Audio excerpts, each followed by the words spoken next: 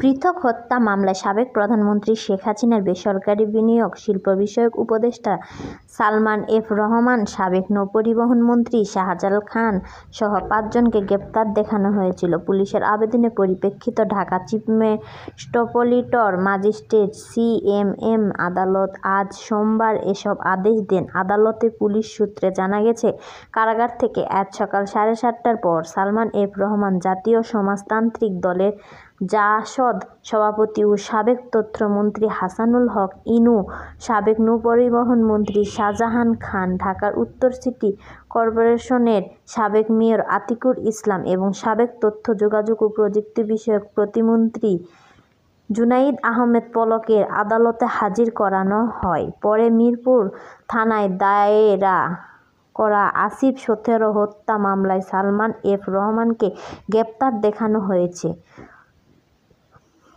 মিরপুর থানা পুলিশ আদালত পুলিশের আবেদন মঞ্জুর করে তাকে কারাগারে পাঠানোর আদেশ দেন।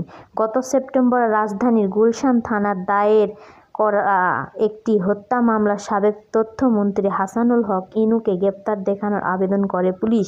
আদালতে সেই আবেদন মঞ্জুর করে তাকে কারাগারে পাঠানোর আদেশ দেন। এইভাবে গত অক্টোবর উত্তরা পশ্চিম থানায় দায়েরা করা একটি হত্যা মামলা সাবেক মেয়র আতিকুর ইসলামকে গ্রেপ্তার দেখানো হয়। অন্যদিকে হাতিরঝিল থানার দায়ের করা একটি হত্যা মামলা শাহজালাল খানকে গ্রেপ্তার দেখানো হয়েছে। শাহবাগ থানার দায়েরা করা একটি হত্যা মামলা জুনাইদ আহমেদ পলককে গ্রেপ্তার দেখানোর আবেদন মঞ্জুর করেন আদালত। পরে আদালত তাকে কারাগারে পাঠানোর আদেশ দেন।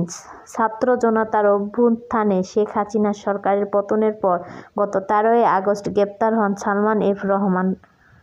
এরপর হাসানুল হক ইনু, জুনাইদ আহমেদ পলক, শাহজাহান খান ও আতিকুর ইসলাম গ্রেপ্তার হন। এরপর বিভিন্ন মামলা তাদের বিভিন্ন মেয়াদ রিমান্ডে নিয়ে জিজ্ঞাসাবাদ করেন পুলিশ।